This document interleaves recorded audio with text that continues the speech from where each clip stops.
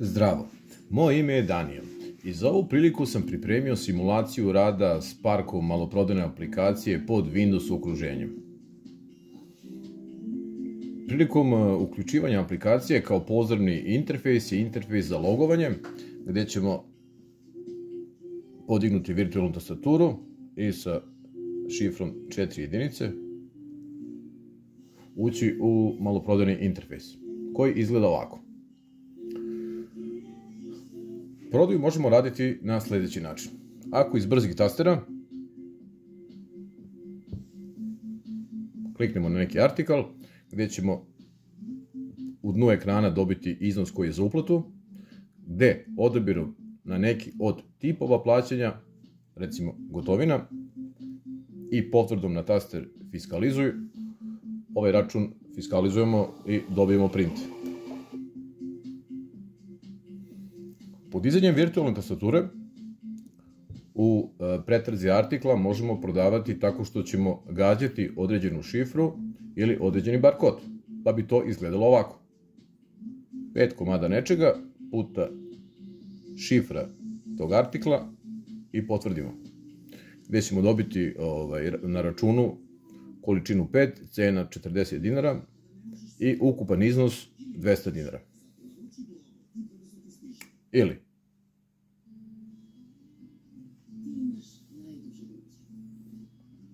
iznos među zbira je porastao na 350 dinara. Možemo ugasiti virtualnu tastaturu i odabrati neki od vidova plaćanja, recimo naplata putem čeka, fiskalizuj i dobijamo račun u štampanoj formi. Ako imamo više artikla na računu, određeni artikl možemo obrisati sa računa, pritiskom na taster crvena ova kanta, potvrdimo i iznos je smanjen na 260 dinara. Ako želimo sve stavke ukloniti sa računa, to možemo uraditi pritiskom na ovaj ovdje taster, potvrditi ovu aktivnost i kao što vidite račun je, odnosno stavke sa računa su obrisane. Na isti način se prodaje tako što ako se nalazimo u tasteru pretraga artikla, ovdje i kažemo 3 puta i skeniramo artikal barkod čitačem, dobit ćemo rezultat. Ja ću ovo sada nastaviti na ovaj način. Mogu recimo doći u opciju popust, obrisati ovu nulu i reći, obrisati ovu nulu i reći 5, potvrdimo popust na sve stavke sa računa, odaberemo tip plaćanja i kažemo fiskalizuj.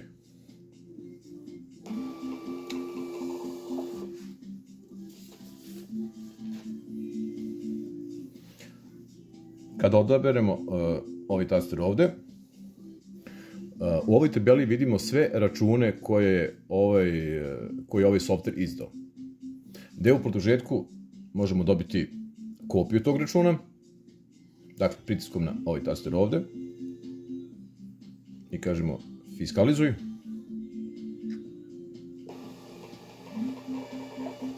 Dobit ćemo kopiju računa.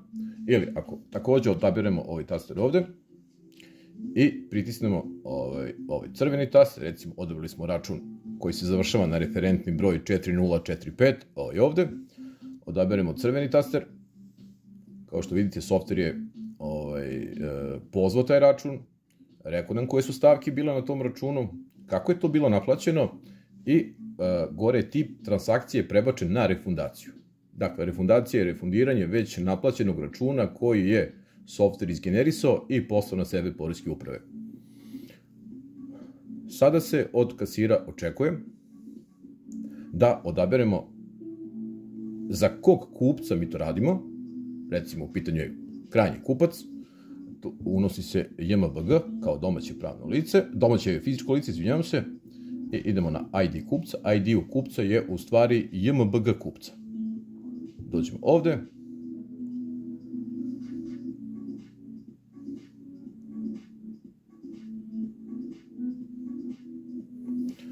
Od nas očekuje da ovu aktivnost također potvrdimo tasterom fiskalizuj. I na ovaj način smo uradili refundaciju već naplaćenog računa.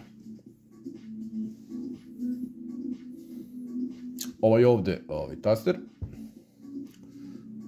nam pruža mogućnost štampanja izveštaja, gde je dovoljno samo tasterom print, dobiti trenutno stanje, odnosno trenutni iznos novca. Ovaj ovde taster ulazimo u programiranje, gde odaberemo opciju artikli. U ovom ovde prikazu vidimo sve artikle koji su uneti u softveru, u bazi. Ovde možemo listati. Kada dođemo u ovom pretraživaču ovde, kaže unesite naziv ili šifru ili ti bar kod.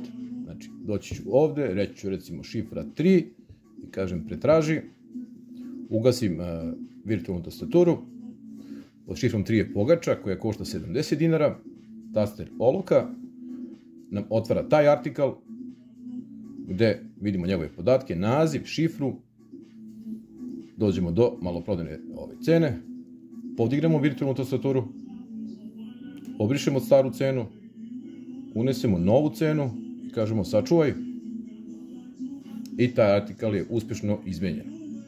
Ovu poruku možemo ugasiti tasterom X. Kad kažemo taster odustani, vraćamo se na prethodni screen, gde ovde mogu sada da skeniram article bar kodom, gde će nas software pozicionirati na taj artikal i na isti način kao kad smo menjali cenu artiklu, pošto smo je pretražili putem šifre, na isti način bi promenili cenu i artiklu koga bi pretražili putem bar koda. Na taster plus unosimo novi artikal, recimo dođemo u polje naziv, opet podignemo virtualnu tastaturu i recimo možemo reći ovde naziv proba,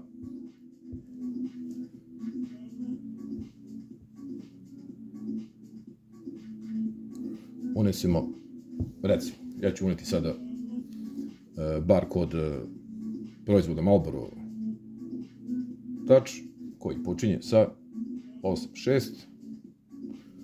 00 115 217 212. Ovom artiklu mogu reći da je brzi artikal. Uniću i maloprodajnu cenu, 360 dinara, i reći sačuvaj. Kada se sada vratimo u MP račun, taj artikal bi se trebao naći i ovde. Evo. Naravno, reći ću da je gotovina, taster fiskalizuj.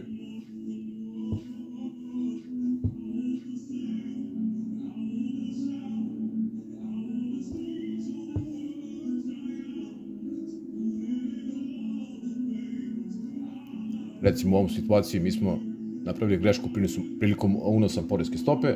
Vratit ćemo se naravno ponovo u taj artikal da vidimo gde smo to pogrešili. Sada ćemo uneti, pretražit ćemo ga po nazivu.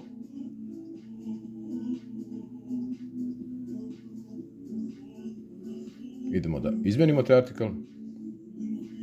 Dakle, moramo doći, izabrati odgovarajuću poresku stopu.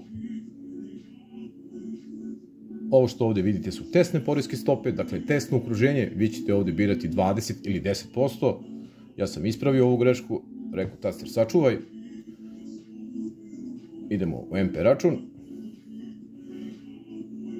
Sada kada otkucamo artikal i kada kažemo gotovino, fiskalizuj,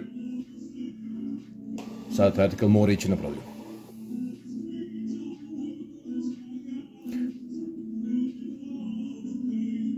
Ako recimo imamo situaciju kada trebamo otkucati više stavki na računu, idemo taster gotovina, podignemo virtualnu tastaturu